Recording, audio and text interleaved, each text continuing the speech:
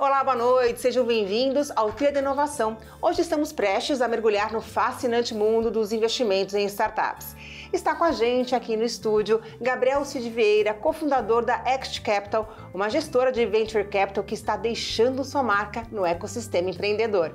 Gabriel, um prazer ter você aqui com a gente. Eu que agradeço, obrigado pelo convite. E a Ext Capital destaca-se por ajudar startups pós-seed a alcançarem novos patamares com eficiência no uso do capital, planejamento e governança. A gestora investiu 400 milhões de reais em 2023 para impulsionar as startups de destaque do portfólio. A Ext Capital surge como um spin-off da Domo Invest para acelerar investimentos em startups de alta performance. Bom, Gabriel, como você foi parar no mundo das startups? Eu brinco que eu comecei a investir faz 10 anos em startups. E aí na época, hoje eu nem sabia isso, mas eu criei um clube de investimento anjo, né? Na época a gente chamava de Club Deals, ou juntava ali as economias de cada um e falava, pô, vamos financiar. Então eu brinco que eu não podia empreender, estava numa multinacional. E aí a minha decisão foi somatizar investindo em empreendedores. Aí foram amigos que entraram então, nesse fundo? Se reunia... Não era nem um fundo, né? Era uma... Juntava 15, 20 pessoas, criava uma SPE, uma SCP, e aí a gente colocava dinheiro em alguns negócios, alguns deram certo, obviamente a maioria deu errado. E aí quando isso tomou forma e a gente se sentiu seguro para fazer isso, a gente falou, pô, acabei conhecendo dois dos meus sócios fundadores e a gente falou, pô, vamos fazer disso aqui um negócio que já vem investindo. E aí, para atrair o capital, vamos dizer assim, profissional, de investidores qualificados, a gente abriu uma asset, né, dentro da regulação do CVM, e aí foi a Domo. E como é que, bom, quando você abriu a Domo, ainda o mercado estava engatinhando, né, no Brasil. Qual foi o desafio para atrair esses investidores para o fundo? É engraçado que quando a gente começou a Domo, vários investidores perguntavam por que a gente era uma asset local. E a gente fez um mapeamento na época que tinha já alguns investidores anjos, mas tinha muito pouco investidor seed profissional. Na época o seed, até estão falando de 2015, 2016, o seed nem era tão um veículo de investidores profissionais, eram mais anjos grandes que faziam seed. O Série A sim, né? E aí começava, isso aí mudou muito nos últimos anos, mas a gente entendeu que no mundo inteiro, os grandes fundos de seed, os fundos mais novatos de seed, tinham um capital local.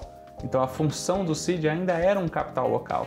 Então nos Estados Unidos era capital americano, em Israel era capital local, na China quando bombou, isso aí faz alguns anos também, foi muito capital local, a gente falou, vamos trazer o capital local. E o capital local das grandes famílias tem esse amparo do CVM. Então ao invés de fazer, como o pessoal brinca, um fundo offshore, que as pessoas têm que mandar o dinheiro para lá, que aí o dinheiro volta para cá, falou, isso aqui não vai escalar. A forma de fazer isso escalar é falar, vamos limitar o único risco a ser startup. Todo o resto está by the book e como os grandes investidores conseguem acompanhar. Agora, para quem está em casa e não entende muito quais são as fases de investimento de uma startup, só explica para a gente o que é o investimento anjo, o que é o pré-seed, o seed, o série A, série B, só para as pessoas terem uma ideia de valor de investimento na startup. Não, é engraçado falar isso porque se você perguntar para 10 pessoas, você vai ter 11 definições do que você acabou de perguntar. Mas o que eu gosto de explicar é assim, startup, no conceito que a gente está mais acostumado, é até o Série A. A partir do Série A, Série B, Série C, o drive, ou seja, a grande aposta está muito mais em ajudar a empresa a crescer, ou seja, ela já tem um modelo de negócio, ela já não é mais vamos chamar assim, uma startup, ela é uma empresa, o pessoal chama de scale-up, porque a partir dali você tem que ajudar ela a crescer. Enquanto que no pre-seed, pre-seed também é uma expressão de 3 anos atrás, 4 anos atrás, você tinha o anjo, que era um investidor não profissional, então era o amador, do sentido de paixão. Hoje já está bem profissional, né? Hoje eles já estão se organizando e tudo mais. Então, mas que por natureza é um negócio não escalável, porque você sempre tem um líder, e um líder, que era o meu desafio quando eu fui anjo, né? Você consegue olhar 5 deals, dá para olhar muito mais. E é porque você se envolve, né? Uma coisa de paixão, assim, de identidade. E você tem os investidores que investem junto com o líder e eles vão, nos clubes de anjos, eles vão se alternando e você consegue ter uma diversificação de portfólio relevante. A partir daí tem os investidores profissionais, então aí você tem os fundos de seed e pre-seed, que de novo é uma novidade. E depois os fundos que quando deu certo, a gente brinca, né? Quando atingiu um faturamento ali, 1 milhão, alguma coisa assim, onde você já tem um modelo de negócio, você já consegue começar a pensar na lucratividade da companhia, é porque você atinge um Série A. Para 1 milhão de faturamento mensal? Mensal. Tá. E aí, por que eu tô fugindo dessa pergunta? Porque para você alcançar 1 milhão de faturamento mensal de maneira recorrente e escalável, e sustentável, você pode precisar de mais dinheiro ou menos dinheiro. Então, o tamanho do dinheiro está muito mais correspondente à necessidade e o desafio da startup. Então, a gente brinca que o desafio do pre-seed, do anjo, é lançar o produto. Então, o deliverable lancei o produto, está no ar e ele roda, funciona. Tem demanda. A mínima, está no ar. Aí você precisa do seed, para quê? Para levantar um canal de aquisição que dê certo. E aí você tem um canal de que você vai testar vários, né? Aí vai gastar com CAC, vai gastar com time, vai gastar com uma série de coisas e vai falar, pô, esse negócio aqui tem escala, é possível, esse canal aqui tem. Vamos testar outros canais? O Série A é muito mais para você falar o seguinte, já existe um produto, já existe uma demanda ali e o desafio é falar, eu vou sair vamos dizer assim, da ponta de lança do cara que é o geek da vida daquele setor e vou para o mainstream. E aí atingir um mercado grande. E aí o Série B eu consigo aí lançar novos produtos derivados do mesmo, usando a mesma base, vou expandir para novos mercados, aí cada negócio é um negócio. Certo? Agora, e como que surgiu a Equity Capital? Você estava na Domo e aí você acabou fundando a Equity Capital. Sim, a gente fundou a Domo no final de 2015 para 2016, fizemos um ciclo muito bom, lançamos 4 fundos e chegou o intervalo, fizemos mais de 100 investimentos. Chegou o intervalo que tinham muitas startups que estavam passando por um processo de amadurecimento forte, aí 10, 15, 20 startups que já tinham passado por esse estágio, e a gente via nelas uma necessidade de melhorar a equação de capital.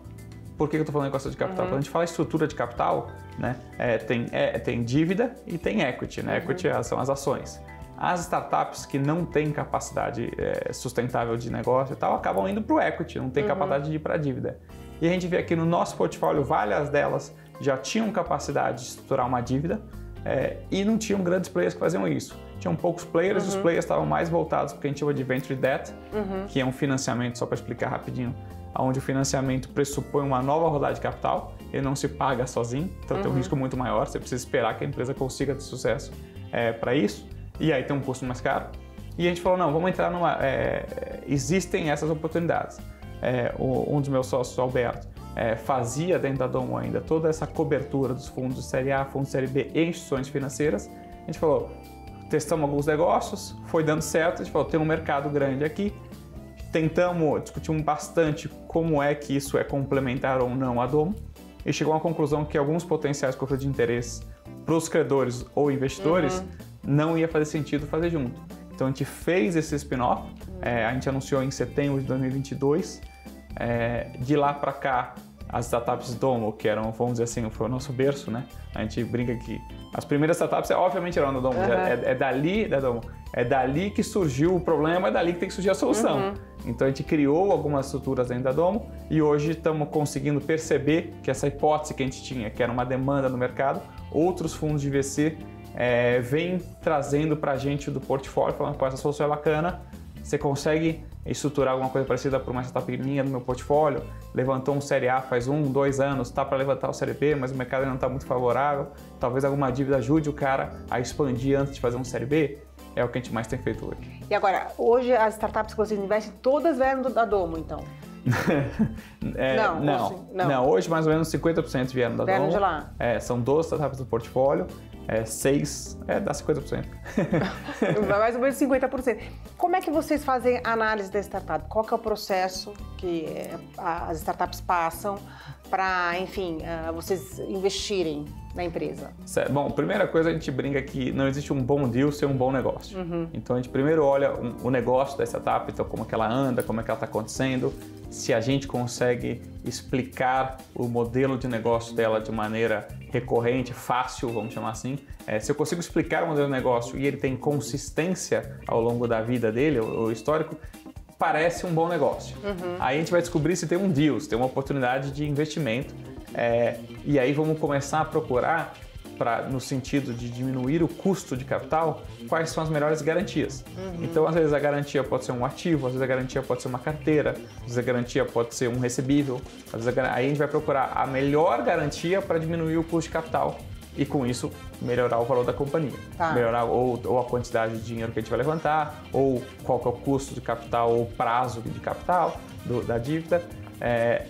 Dando certo, Aí a gente volta para ele e fala, pô, legal, tem espaço, mas só consigo alavancar tanto. Ou só consigo nesse prazo. E aí a gente vai chegando num acordo. O que tem sido muito interessante é que o hit ratio, vamos chamar assim, né? O índice de acerto do que a gente consegue fazer tem sido super alto. Então a gente tem feito muito pouca incursão ao mercado, então a gente fala com muitas poucas startups. Hoje em dia, o nosso principal canal são os próprios fundos de VC. Então os fundos de VC, a gente fala, pô, o que você investiu aí há 2 anos atrás? Num Série A ou um ano atrás. Vale a pena dar uma olhada. E aí eles vêm nos trazendo, pô, tem essa startup aqui que é bacana, que eu acho que tem algum potencial, e aí a gente vem estruturando junto e vem dando certo. Gabriel, eu só quero entender melhor essa questão dos ativos, né, que a startup ela dá como garantia.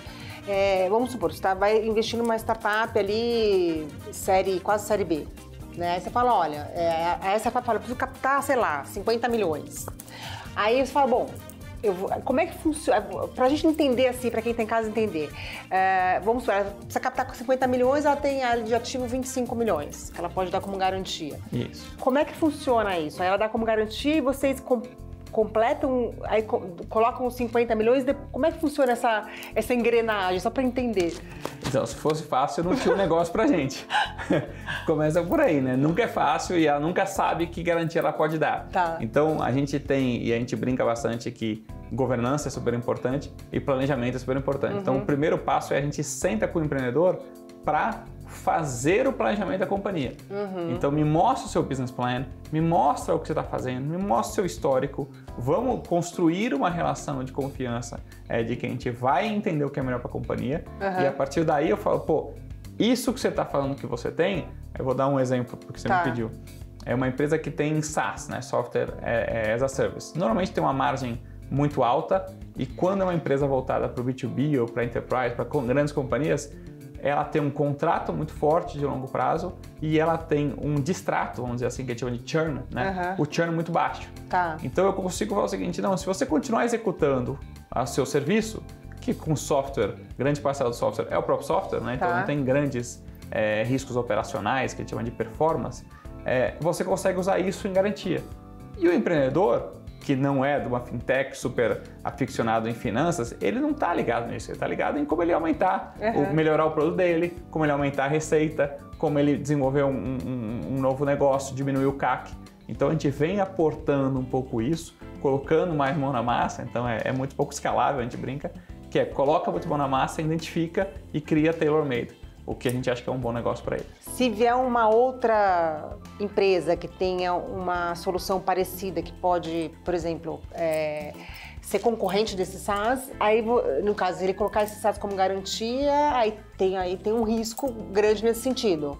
Aí vocês fazem essa análise do mercado também. Qual que é a possibilidade de uma empresa similar tá concorrendo com essa que eu estou investindo, por exemplo?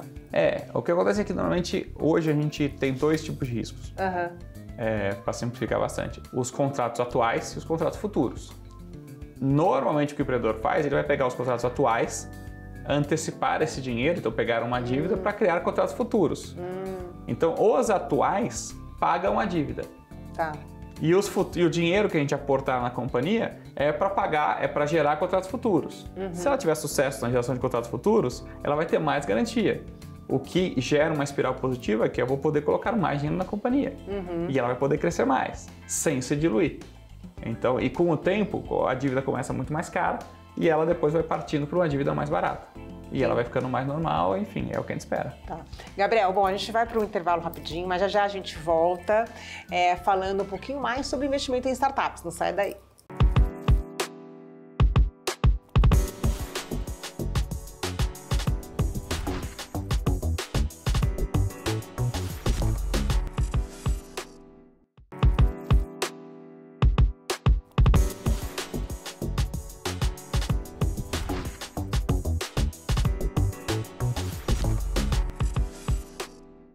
Estamos de volta com o Trilha da Inovação, hoje com o Gabriel Cid, cofundador da Equity Capital.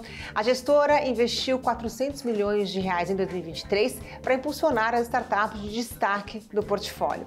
Gabriel, como é que você vê o mercado de startup hoje no Brasil, né? A gente teve aí um pico de valuation aí, né? Enfim, na pandemia ali 2020, 2021 e acabou que agora as coisas se ajeitaram um pouco mais. Como é que você está vendo o mercado dos investimentos em startup esse ano? Bom, as perguntas estão fáceis hoje. Eu acho que tem, enfim, diversas pessoas falam isso, mas a gente tende a subestimar o curto prazo e superestimar o contrário. Superestimar o curto prazo e subestimar o longo prazo. E eu acho que VC é um negócio de longo prazo.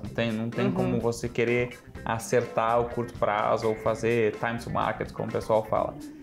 O que eu acho 2020, 2021 foi um ano de muita euforia, longe de qualquer da bolha de .com, enfim, que foi ainda mais.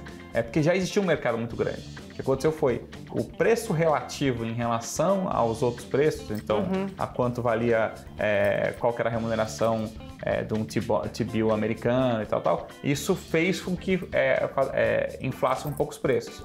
O que a gente está vendo é que hoje, então 2022 e 2023, a chance de ter feito mais rodadas foi muito menor porque a diferença entre a expectativa de valuation e os valuations de fato estavam muito distantes. Passou 2022, passou 2023, o que a gente está vendo é que está chegando. Então, a expectativa de valuation e os valuations de fato nessa nova patamar de juros, que agora, né, finalmente eles estão apontando para frente um pouco mais estáveis, não adianta, não quero nem saber se ele é alto ou se ele é baixo, ele precisa ser previsível. A partir dessa previsibilidade a gente vê mais deals acontecendo. Então a expectativa é super positiva. Eu acho que nunca, a gente talvez em 10 anos volte a comparar 2021, o que foi 2021 em termos de velocidade, em termos de deals. O que eu digo em relação ao Brasil é que a gente viu muitos deals de seed e de pre-seed, até alguns deals de série A em 2021.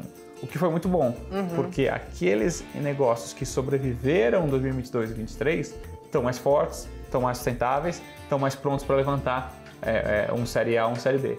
Então hoje tem um celeiro de oportunidades que a gente vai ver mais séries A e mais séries B ocorrendo. Agora, também é bem mais difícil encontrar startups nessa fase, né? São muito menores, elas vão ficando pelo caminho, são poucas as que chegam, né, na série A, série B.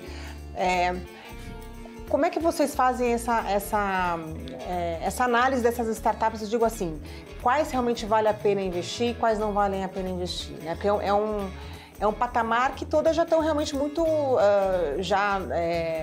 fortes no mercado.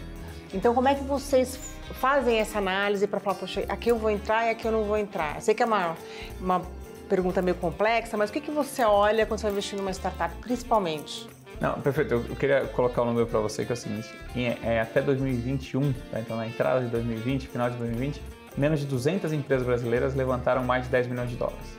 Tá? Então o celeiro era muito pequeno. Agora a gente tem mais de 500 que levantaram mais de 10 milhões de dólares. Então hoje a gente fala, se eu partir do meu ponto de investimento, 500 empresas a gente pode investir. O que a gente fez, tá? Então a gente brinca que tem uma estratégia que é o top-down e o bottom-up. Então, de cima para baixo, a gente foi olhando de maneira sustentável e que tem uma necessidade de captar um empregado alta pelo modelo de negócio, né? E então são carteiras de crédito, são investimentos em ativos fixos, o que elas precisam de capital e é onde a gente consegue prover esse diferencial, que é alocar dívida dentro da estrutura de capital e com isso baratear o custo de capital, com isso menos diluição, com isso maior valuation para o equity, ajudando tanto os empreendedores quanto os investidores. Agora, Gabriel, a gente está falando muito do lado do investidor, mas para o lado da pessoa que é o empreendedor que tem a startup. Como que ele... Porque assim, um dos desafios é você encontrar um fundo, né, que você se identifique, que você acha que esse fundo realmente pode fazer com que a sua startup alavanque, enfim. Como é que esse empreendedor, ele faz, quer dizer, qual que é o melhor meio para ele escolher, né? Escolher um fundo de investimento, porque tem isso, ele vai também de uma certa forma escolher o fundo que ele acha que tem mais, enfim, que tem mais um propósito parecido com o que ele quer. Qual que é a dica que você daria para o empreendedor, aí vindo para o outro lado? Olha, A gente brinca que tem o pêndulo, né? Então o pêndulo às vezes está mais para o lado do empreendedor, o pêndulo está mais voltado para o investidor. Nos últimos anos, o pêndulo, em 2021 e tal, o pêndulo estava puxando mais para o empreendedor. Então ele tinha uma capacidade de escolher uma força muito maior. Agora o pêndulo está muito para o investidor. Talvez 2024, 2025 ele volte um pouquinho. Então por isso talvez que eu esteja falando tanto pelo lado do investidor.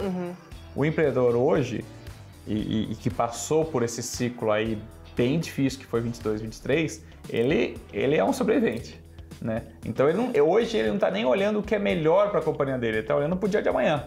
Então ele sobreviveu e chegamos a 2024, chegamos. Vou sair correndo atrás de novos investimentos. Então assim, o desafio que eu acho ele sobreviveu. Ele conseguiu chegar em 2024 bem estruturado, de maneira sustentável. Todos os fundos de VC já vão valorizar isso. Então, o ponto eu sei, né, o empreendedor tem que mostrar para o mercado, mostrar para os investidores que ele é capaz de navegar, né, que nem Kung Fu, tem vários katis, né? Então, tem vários jeitos de você lutar. Aqui você está falando, eu sei nadar ou remar no mercado onde é mais pró-inovação e eu sei nadar, remar no mercado onde é mais pró-incremental, rentabilidade e tal. Esse é o que o investidor quer ver. Se você conseguir demonstrar para ele com ações, né, com resultados, que você tem isso, todo mundo vai te querer. Em todo mundo te querendo, né? Aí você tem que entender e criar uma diversificação no seu hall, no seu leque de investidores. Pô, eu tenho um empreendedor, eu tenho um investidor aqui que é empreendedor, que entende o desafio de empreender, que entende os desafios de go-to-market, que entende o desafio de gestão de pessoas, que entendem a parte financeira, que entendem o relacionamento com o mercado. Pô, um CVC, no geral, né, é de uma companhia aberta. Então tem uma parte de governança que no começo da trilha de seed, série A, é mais burocrático, mas quando esse cara fala, pô, eu preciso ter governança porque ela tem um motivo. Então o CVC começa a trazer outros valores além do próprio canal. Todo mundo olha o CVC e fala assim, não, eu vou usar o CVC porque ele tem um bom canal ali de clientes e eu vou plugar nele e vou vender mais. É um interesse, é legítimo. Ah, não, eu vou vender para o meu próprio CVC. É um interesse, é legítimo. Então o empreendedor ele tem que ter o desafio de conseguir ver a complementaridade do hall de investidores dele. Então, se é melhor para um, se é melhor para outro, aí cada um tem que saber. E, Gabriel, como é que você vê o mercado de inovação no Brasil, né? Das empresas de base tecnológica? Porque a gente teve um desenvolvimento muito rápido aí nos últimos anos e várias startups entrando no mercado, várias startups virando unicórnio. Como é que você vê hoje, né, a situação do Brasil quando a gente se compara com outros países, né? Estados Unidos, Israel, enfim, países são fortes, né, quando a gente fala do mercado de startups. Eu acho que a gente tem uma vantagem aqui no Brasil, que a economia é muito grande. E é muito, por incrível que pareça, uniforme, né? Então a gente não percebe isso, mas fala assim, não, o mercado consumidor do Nordeste, o mercado consumidor do Norte, o mercado consumidor do Sul é diferente. Não, diferente são as castas na Índia, onde os negócios são um grande país que se você segmentar, você tem 200 milhões de pessoas por cada uma das regiões. A gente tem 200 milhões de pessoas que pensam muito parecido, que assistem aos meus programas, que veem o mesmo tipo de coisa, então o consumo é a mesma coisa, no lado B2C. No lado B2B, a parte ruim da burocracia é que ela gera um bloqueio de mercado.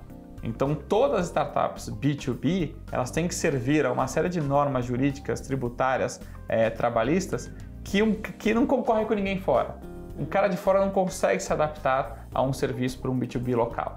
É muito diferente. Então isso gera uma certa reserva de mercado. Então o grande diferencial que a gente tem aqui são soluções muito customizadas. O desafio eu vou para fora, né? Eu vou para fora, e aí comparando com outros mercados. Brasil versus México, que talvez seja o segundo mercado de inovação, está uma década na frente em termos de sofisticação do ecossistema, dos players, da inovação, do número. Você fala o Brasil em relação ao México. O Brasil em relação ao México. Aí, depois de México, o próximo país está a uma légua de distância. Então a gente vê hoje as startups brasileiras, ao invés de irem para a Europa, ao invés de irem para outros países, falam, eu tenho um certo domínio de mercado pela questão latina, indo mais para a América Latina do que outros negócios. Vão existir startups disruptivas que vão dar um pulo para a Europa, que vão ser competitivas nos Estados Unidos? Com certeza. Mas a média, se você for bem sucedido dominando o Brasil, você já está de parabéns, já não tem nem que se preocupar tanto com isso. mas aí eu tendo a achar que o seu roadmap é muito mais Latam do que Europa. Gabriel, bom, a gente está chegando ao fim. Queria saber qual que agora, assim, rapidamente, qual que é a perspectiva de vocês para 2024, 2025, onde vocês querem chegar, enfim, dá aí um panorama para a gente. Eu acho que a gente tem uma missão muito forte de trazer mais investidores para investir em startups. Então, a gente tem trabalhado muito forte com os principais fundos do mercado de capitais, então estamos falando aí de fundos de dívida, estamos falando de fundos de ações, estamos falando desse mercado e como a gente vem representando e colocando o skin in the game, né, colocando dinheiro para queimar na frente, filtrando as startups. Então, a gente consegue trazer o conhecimento e o histórico do ecossistema de startups que a gente tem, junto com o cuidado, com a diligência, com o respeito que o mercado de capitais exige. Hoje a gente está com mais ou menos 400 milhões de reais investido.